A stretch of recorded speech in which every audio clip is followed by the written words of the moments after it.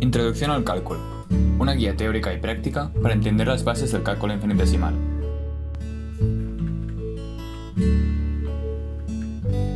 En este capítulo hablaremos sobre la taxa de variación media, una de las herramientas introductorias a las derivadas.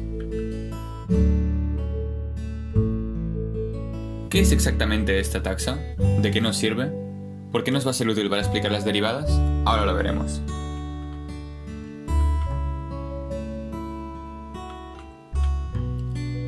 Imaginemos que tenemos dos puntos en una ecuación, en una curva polinómica cualquiera, como esta, que sería una de quinto grado probablemente. En este caso tenemos los dos puntos, x sub 0 y sub 0 y x sub f y sub f, es decir, un punto inicial y otro final. Si restamos, si hacemos la diferencia entre las coordenadas x y las coordenadas y de estos dos puntos, tenemos una diferencia en x y una diferencia en y, como podemos ver en la imagen que está ahora mismo en pantalla. Esta diferencia que acabamos de encontrar tiene que ver con la recta que cruza estos dos puntos. De hecho, se relacionan por la siguiente ecuación.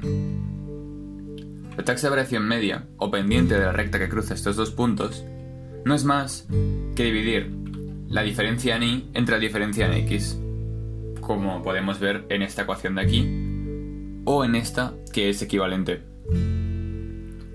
Esta taxa de variación media nos sirve para entender pues a qué ratio o de qué manera varían las funciones. El único problema es que para funciones, por ejemplo, lineales, pues es exacta esta taxa de variación media, pero para funciones con curvas, por ejemplo, parábolas o otros polinomios, no es exacta. De hecho, tenemos mucho error, como hemos visto aquí. Hay un error bastante serio. Se ve que la pendiente, obviamente, pues no corresponde a la de la recta en este tramo, porque hay muchas pendientes diferentes y no podemos decir cuál es el pendiente exacto. Entonces, ¿qué podemos hacer ahora? Pues, ¿qué sucede si en vez de restar x final menos x inicial y coger dos puntos separados, acercamos estos dos puntos hasta que se toquen? Aquí no he hecho que se toquen porque no se vería bien, pero imaginaros que estos puntos se acercan cada vez más al uno al otro hasta que se tocan. Pues como vemos, la recta ahora sí que describe con bastante más exactitud la pendiente en el tramo medio, o sea, la pendiente media de este tramo de la curva. Y esto ya nos es mucho más útil para, pues, entender qué está pasando en ese punto. Entonces, ¿qué sucede cuando x sub 0 se acerca a x sub f? O al revés, x sub f se acerca a x sub 0. Pues en el límite, cogiendo la misma división que hemos hecho antes, o sea, en vez de y sub f menos y sub 0, hacemos f de x sub f, que es equivalente, y nos encontramos con esta expresión. Esto es ni más ni menos que la definición de derivada. ¿Por qué? Porque esto mide la pendiente de una función en un punto concreto. O sea, como x sub 0 y x sub f están tan cerca, consideramos que son un solo punto, y esto mide la pendiente con total exactitud. Esta expresión seguramente no es tan común como la que os voy a poner ahora. ¿Qué pasaría si en vez de que x sub 0 se acercase a x sub f, cogiéramos esta diferencia y le igualáramos a h? H, por ejemplo, pues es una variable cualquiera, ¿vale? Pues podemos escribir esto ahora como que h se acerca a 0, es decir, la diferencia es cada vez menor. Es lo mismo, es un equivalente, pero esta expresión nos es bastante más útil para calcular las derivadas, como haremos a continuación. Esta es la expresión que os encontraréis más a menudo, ya sea en bachillerato, ya sea en universidad, ya sea en cuarto de la ESO, no sé cuándo vais a hacer este temario, pero esta es la expresión que más os encontraréis y que seguramente vais a usar para hacer algunas demostraciones, como haré yo ahora. Como vemos, no tiene mucho misterio, es lo que habíamos visto antes, pero cambiando la sustitución que he puesto en pantalla. Y pues tiene bastante sentido, la verdad, siguiendo los pasos que hemos hecho. Veamos para qué nos es útil. la derivada. Las derivadas nos son útiles para describir cambios, para describir cómo una función se ve alterada a lo largo del tiempo o a lo largo de que se altere otra variable. Por ejemplo, el cambio de una función lineal es constante, es decir, la derivada de una función lineal, como podría ser un cuerpo moviéndose a velocidad constante o un MRU, es constante, porque la pendiente siempre es la misma, estés donde estés de esta función. En cambio, lo que sucede con una parábola es que la pendiente varía a lo largo de la función. De hecho, varía de forma lineal, pero esto ya lo veremos a continuación.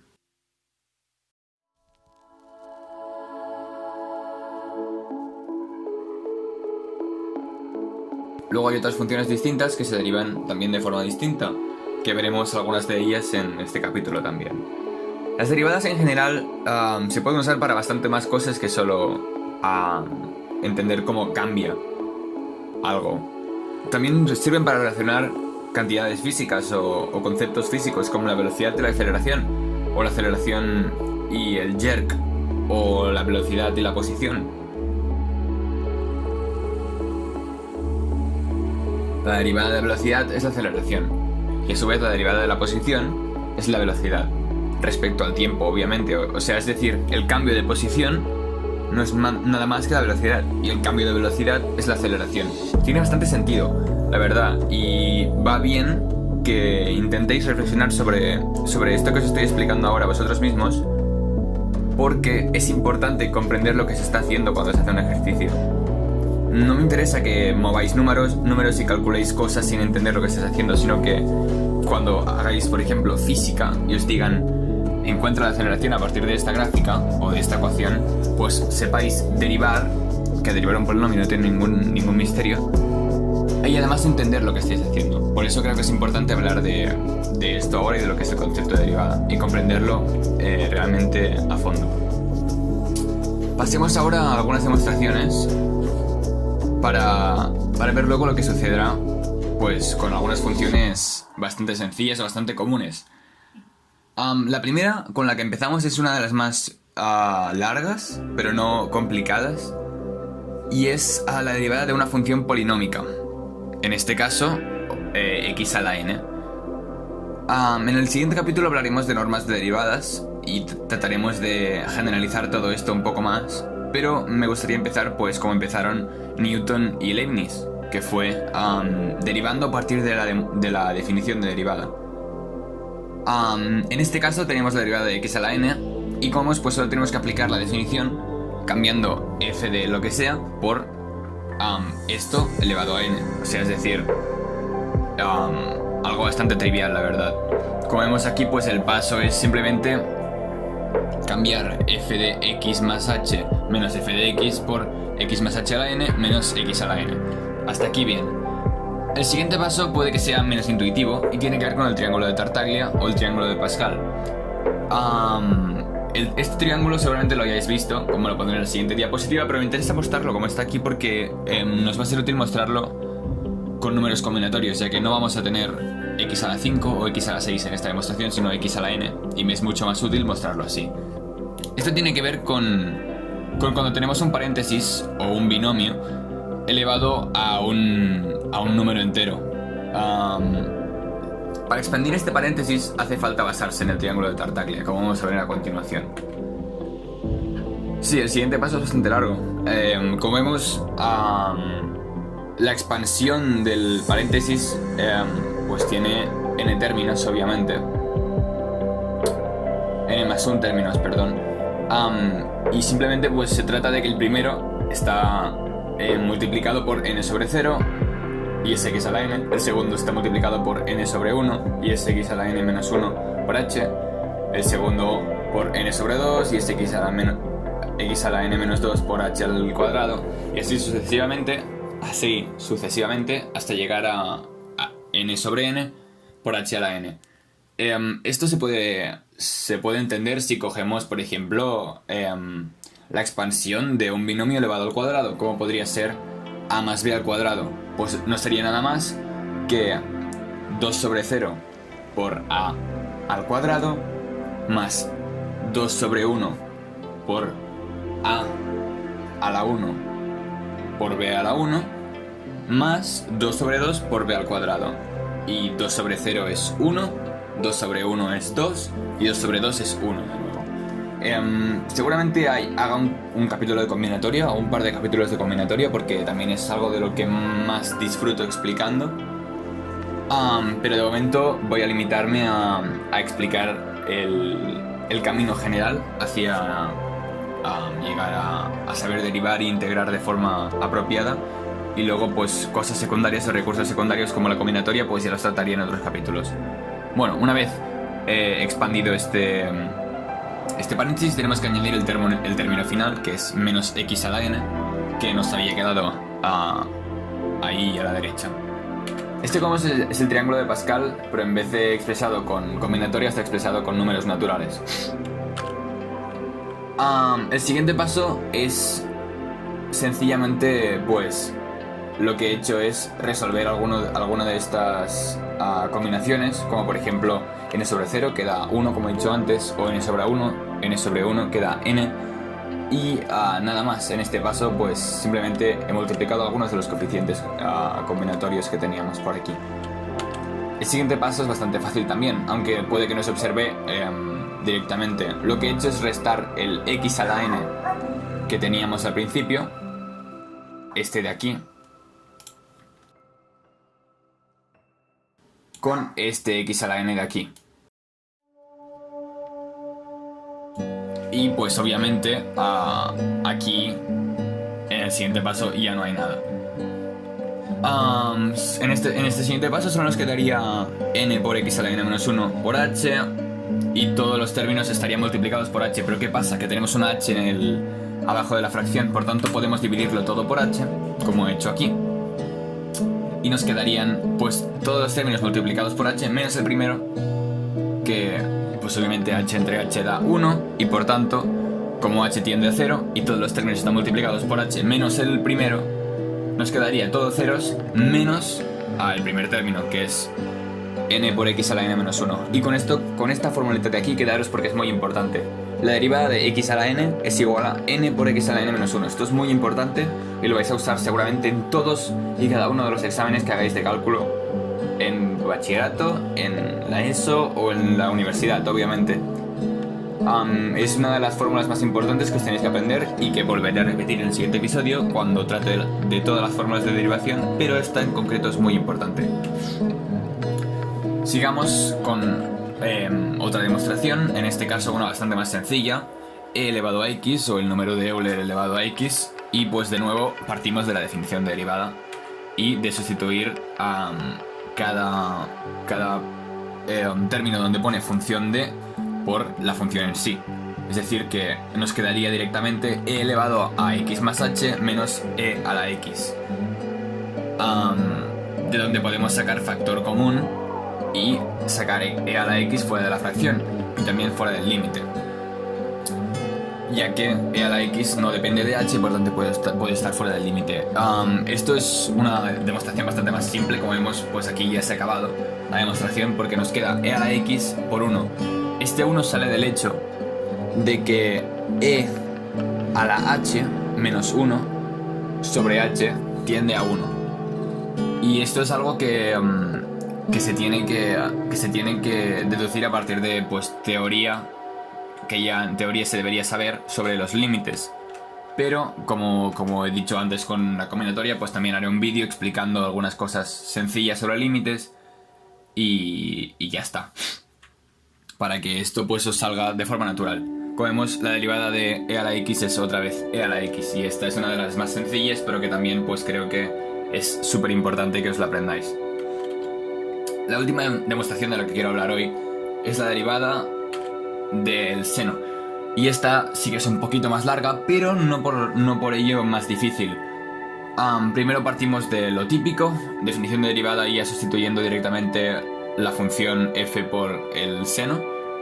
Aquí lo he escrito como sinus, como en catalán, porque pues escribo en catalán normalmente y me ha salido así. Pero bueno, no creo que importe demasiado. Lo primero que tenemos que hacer es expandir el seno de la suma de dos ángulos, o de dos variables. En este caso, pues es algo bastante común. Esta norma se tendría que saber ya de cuarto de la ESO, que es seno de alfa más beta es igual a seno de alfa por coseno de beta más coseno de alfa por seno de beta. Y esto es algo que tenéis que aprenderos sí o sí. A mí, de hecho, ya deberíais llevar por la mano. El siguiente paso pues es sacar factor común con el seno de x. Y cuando nos queda pues la siguiente expresión.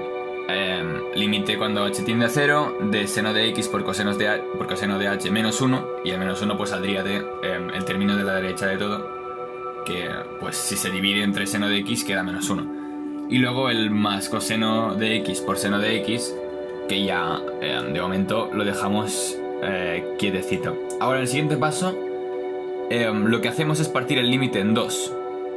Simplemente lo dividimos por aquí y cogemos una parte y otra parte de aquí.